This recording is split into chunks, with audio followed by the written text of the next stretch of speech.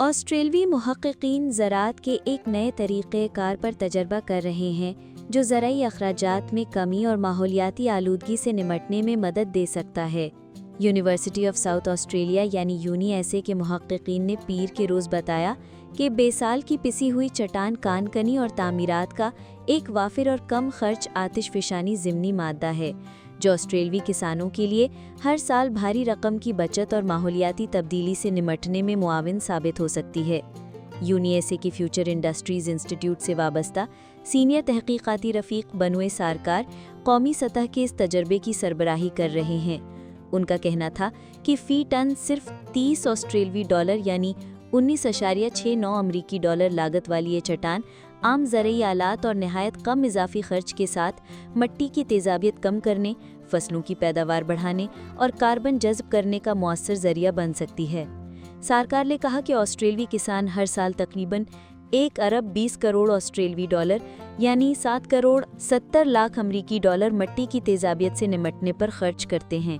اس مقصد کے لیے وہ مہنگے چونے والے مادے استعمال کرتے ہیں جو خود بھی گرین ہاؤس گیسوں کے اخراج کا سبب بنتے ہیں۔ انہوں نے کہا کہ بیسالٹ نہ صرف مٹی کی تیزابیت کم کرتا ہے بلکہ فاسفورس، کیلشیم، میگنیشیم اور سلیکون جیسے اہم غذائی اجزاء بھی فراہم کرتا ہے۔ اس سے کیمیائی کھادوں پر انحصار کم ہوتا ہے اور زرعی منافع میں اضافہ ممکن ہوتا ہے۔ تحقیقی ٹیم کے مطابق آسٹریلیا میں گرین ہاؤس گیسوں کے مجموعی اخراج کا تقریباً 18% زرعی شعبے سے آتا ہے۔ اگر چونے کے بجائے بیسالٹ استعمال کیا جائے تو نہ صرف ان اخراجات میں کمی آئے گی بلکہ سال 2050 تک خالص صفر اخراج یعنی نیٹ زیرو کا ہدف حاصل کرنے میں بھی مدد ملے گی۔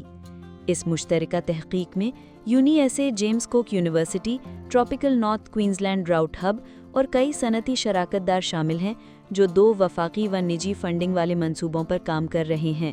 محققین کے مطابق اس اقدام سے کان کنی کے شعبے کو بھی فائدہ ہوگا کیونکہ ضائع شدہ بیسالٹ کو بطور زرعی اصلاحی مادہ نئی قدر حاصل ہو جائے گی۔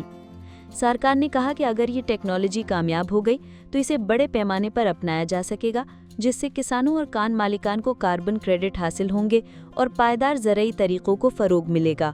انہوں نے مزید کہا کہ جاری تجربات کا مقصد کسانوں کا اعتماد جیتنا اور اس طریقے کو ملک گیر سطح پر تیزی سے متعارف کرانا ہے۔